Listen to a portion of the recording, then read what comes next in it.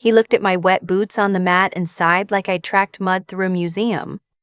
I'd driven 4 hours from Ottawa in freezing rain to surprise my mom for her birthday. I had a tin of her favorite butter cookies from the Byward Market tucked under my arm, my overnight bag over my shoulder, and I was soaked through my jacket because the parking on her street in Hamilton had turned into a pond. I knocked instead of using my key because I didn't know who would answer. He did. My mom's new boyfriend. I'd heard about him exactly twice. Once when she mentioned she'd met someone at her church's fall fundraiser, and once when she called to say he'd basically moved in, and that she hoped I'd be happy for her. I hadn't even had a chance to respond to that second call before she changed the subject. He stood in the doorway of my mother's house, the house my grandmother left her, the house I grew up in. The house with the chipped yellow paint on the porch railing that my mom refused to repaint because my dad had chosen that color. And he looked at me the way you look at a package left in the rain that you didn't order. "Can I help you?" he said. "Not you must be her daughter." Not a smile, just that. "I'm her daughter," I said. "She's expecting me." He stepped aside without a word and walked back toward the living room. I noticed his shoes were on. My mom had a no-shoes policy in the house since before I could remember. There was a little wooden sign by the door that said, "Please remove your shoes," that my aunt had painted for her. It was still there. He'd walked right past it. I left my boots on the mat and went to find my mom. She was in the kitchen, and the moment she saw me, her whole face opened up. She hugged me hard and smelled like her lavender hand cream, and something was baking in the oven, and for a second, it was just normal. "Just home." "He answered the door," I said quietly. "He's been so helpful around here," she said in the voice she used when she wanted me to agree with something before I'd had a chance to think about it. I looked back toward the living room. He was sitting in my dad's old armchair, the brown leather one with the crack along the left armrest, watching a pre-game show on the TV, volume up, no headphones. I put the cookies on the counter. His name was Raymond. He was retired. My mom had described him as very accomplished, which I'd later learn meant he'd been a mid-level manager at a steel distribution company in Brantford for 30 years, and had a habit of describing this in a way that made it sound like he'd built the Panama Canal with his hands. He was broad-shouldered and had the posture of a man who had decided, sometime in his 60s, that the world owed him a chair at every table. Dinner was my mom's pot roast with mashed potatoes and the green bean salad she made with the mustard vinaigrette. She'd been making that meal for special occasions since I was 7. She lit the candles. She'd even bought a small birthday cake from the bakery on King Street. Raymond sat at the head of the table. My dad used to sit there. After he died, that chair stayed empty for years. My mom would put her cardigan on it sometimes, or a stack of mail she hadn't opened yet. It was just understood. Raymond pulled it out and sat down before anyone else had moved toward the table. My mom went to her usual seat like nothing had changed. I sat across from her and did not look at the chair.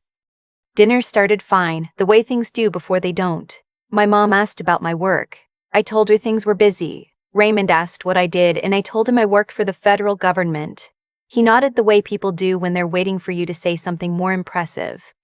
"Government work," he said. "Good pension at least?" I said.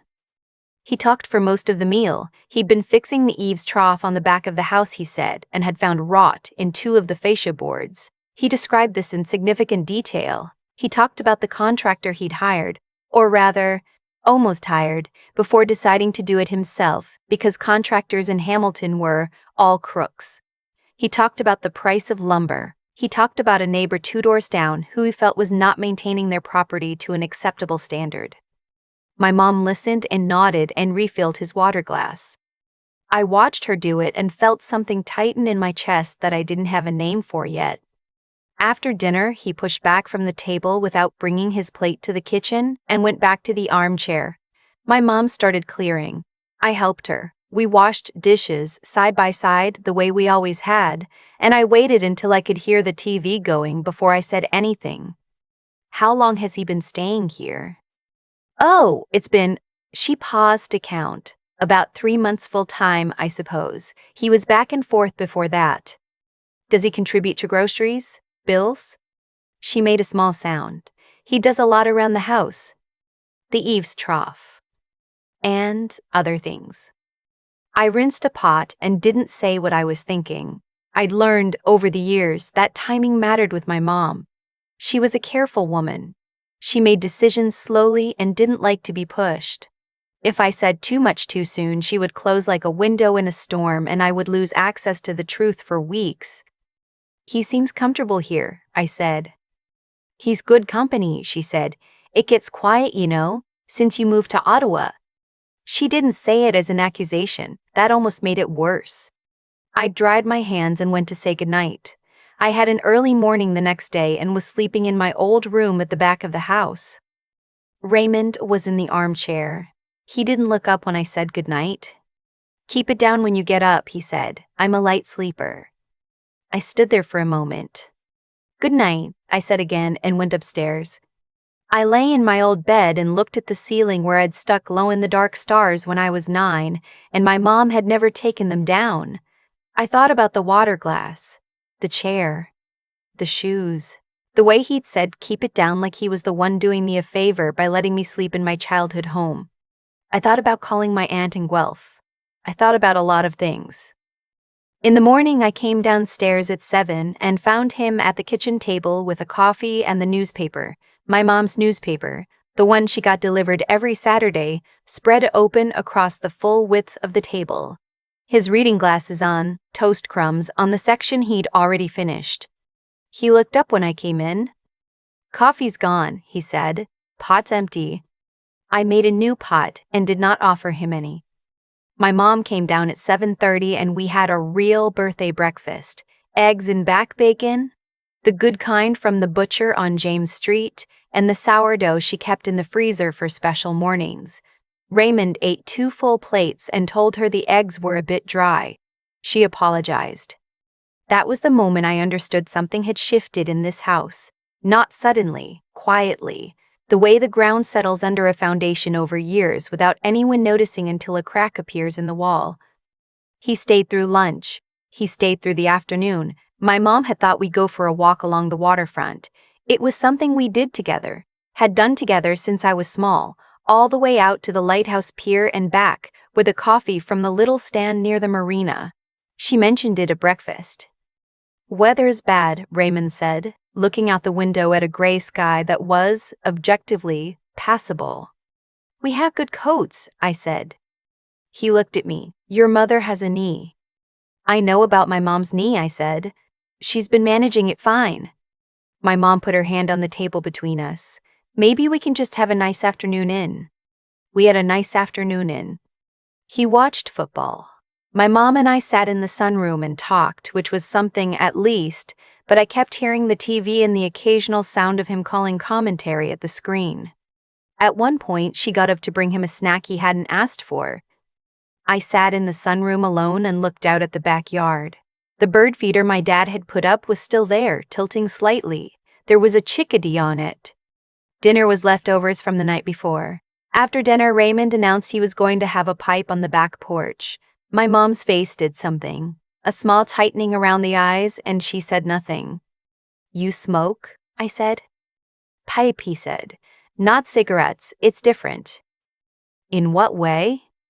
He looked at me with something that wasn't quite amusement. It's a more civilized practice. He went out to the back porch. Through the kitchen window, I could see the smoke rising. My mom began wiping down the counter. Does he do that often? I asked. He tries to keep it outside. Does he always succeed? She didn't answer that. I went to get my bag from upstairs because I had a long drive back to Ottawa and I wanted to leave before dark. I had a full week ahead of me. I had 4 early briefings starting Monday and a cross-departmental review I'd been preparing for since October and a stack of files on my desk that had been waiting patiently for me to return. When I came back downstairs, Raymond had come in from the porch. He was standing in the kitchen, and my mom was standing near the sink. And something about the way she was standing, arms crossed slightly, shoulders raised, made me slow down on the last 2 stairs. I've asked you twice about the driveway, he was saying. Twice, you said you'd get someone in before the snow. I know, Raymond. I've been busy with... Your daughter comes to visit and suddenly there's no time for anything practical. That's not fair. I'm telling you what needs to happen in this house and you keep saying you'll get to it. In this house. I came around the corner. He saw me but didn't stop. This is an ongoing issue, he said, directing it at her, but aware I was there. Performing it, almost. If you won't manage the property, then someone has to. Raymond. My mom's voice was small. I'm serious. There's a process for these things. I've lived in a house before. I know how it runs. This is her house, I said. He looked at me. This house, I said, belongs to my mother. Her name is on the title. Her mother left it to her. You've been here 3 months. I've been contributing to this household by fixing the eaves trough. Among other things, his voice had changed, quieter but harder, and I'd appreciate a bit less commentary from someone who visits twice a year. Something landed in the room. My mom looked at me. Her eyes were doing something careful, like she was trying to warn me and apologize at the same time. I set my bag down on the floor. I visit as often as my schedule allows, I said, which is something I'm not going to justify to you. Your schedule? He almost smiled. What is it you do again? Government work. That's right. Federal. He said it the way people say it when they mean to be diminishing. Desk work, despics, pension. Something like that. He crossed his arms. He was a big man. He'd been tall once, I could tell, though age had taken some of that. He had the manner of someone who had been the largest person in most rooms for most of his life and had never quite recovered from the rooms where that stopped mattering. I'll be honest with you, he said. I think you come here and you stir things up and then you go back to your apartment in Ottawa and you leave your mother to manage, and I'm the one who's actually here, day to day. So with respect, I don't think you're in a position to tell me how things run. My mom said my name very quietly. I looked at her. Her eyes were tired, not with me. I knew that look too well to mistake it. She was tired of managing him, of softening his edges, of standing in her own kitchen apologizing for her own house. I looked back at him. I work for the Department of National Defense, I said. He blinked. Specifically, I'm a senior policy analyst with the Strategic Joint Staff Secretariat. My office is 2 floors below the deputy ministers. I coordinate interagency security reviews and advise on defense procurement policy. He said nothing. The reason I can only visit twice a year, I said, is that I hold a top-secret security clearance and my work schedule is not flexible. Not because I don't want to be here. The room was very quiet. I'm not telling you this to impress you, I said. I'm telling you because you made an assumption about who I am and what I do, and I want you to understand that it was wrong. Raymond uncrossed his arms. He picked up his coffee mug and then put it back down without drinking from it. He started. I'm going to say something now and I need you to listen to it, I said. This is my mother's house. You are a guest in it. You sat in her late husband's chair on the first night we'd ever met, and you didn't take your shoes off at the door, and you told my mother her eggs were dry on her birthday morning. You told her to keep it down like she was inconveniencing you in her own home. You've been here 3 months, and you've decided you're the one who sets the standard for how things run. He was very still. You are not, I said. My mom put both hands flat on the counter. Raymond picked up his coat from the back of the chair. He said something about getting some air. The back door opened and closed. My mom and I stood in the kitchen. After a moment, she said, You didn't have to do that. I know, I said. He's going to be difficult about it. Probably. She looked at the back door. The window showed the yard. Dark now, the bird feeder just barely visible against the fence. The chair, she said quietly. You noticed the chair. First thing. She nodded slowly. She reached over and picked a thread off the sleeve of her sweater. It was a gesture I'd seen her make 1,000 times. Small and careful, something to do with her hands when she was feeling her way toward something. He moved in very gradually, she said. It was 2 nights a week, and then it was most of the week, and then it was... She stopped. I don't know exactly when it changed. That's how it works sometimes, I said. I'm not stupid. I know you're not. It's quiet here. She looked at me, and for a moment she looked exactly like herself, the self I knew before any of this, the one who stood in this same kitchen teaching me to make pie crust and telling me that the secret was cold butter and not overworking it. I didn't want it to be quiet anymore. I stayed another night. In the morning, Raymond came down for breakfast and my mom was already up. She'd made coffee and set the table only 2 places. When he reached for a chair, she said in a voice I hadn't heard her use in a long time, calm and deliberate, like a door closing gently but all the way, "Raymond, I'd like to have breakfast with my daughter this morning. Just the 2 of us." He looked at her. He looked at me. He took his coffee to the other room. My mom and I ate breakfast in the kitchen, and we talked about things that had nothing to do with him, about her sister's new dog, about the sourdough starter she'd been neglecting, about whether she wanted to come to Ottawa for Christmas and stay in my spare room and let me show her the Rideau Canal when it froze over. "You skate?" I said. "I have a knee," she said. "I'll hold your arm," I said. She smiled into her coffee. "We'll see." I left after breakfast. I hugged her at the door and she held on a beat longer than usual, the way she did sometimes, the way that meant she was okay but also glad I was paying attention. I drove back to Ottawa through the gray morning, past the flat fields outside Hamilton, going brown in the November cold, past the long stretch of the 401 with its long trucks and its ordinary sky, and I thought about what she'd said, that she didn't want it quiet anymore, that he'd filled the quiet before she'd had time to think about what she was letting in. I thought about the chair, about the shoes by the door, about the little wooden sign my aunt had painted, about the eggs that were fine.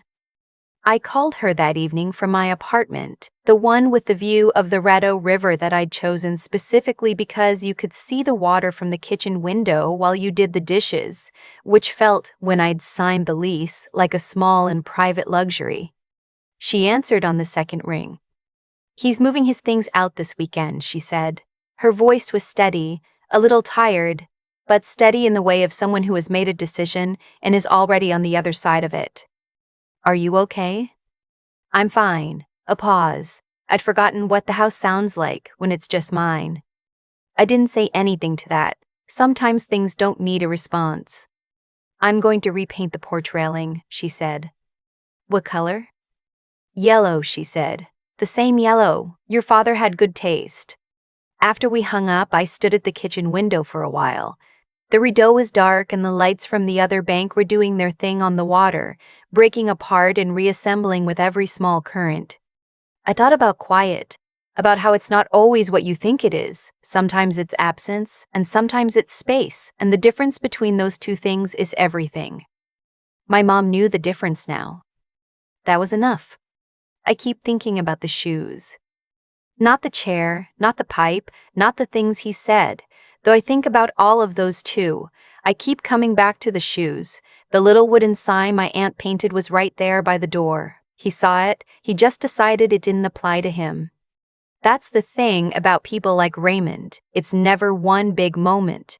It's 100 small ones, each small enough to dismiss on its own. The shoes, the chair, the dry eggs, the newspaper spread across the whole table. Each one a test, quiet and incremental, to see how much space he could take before anyone said anything.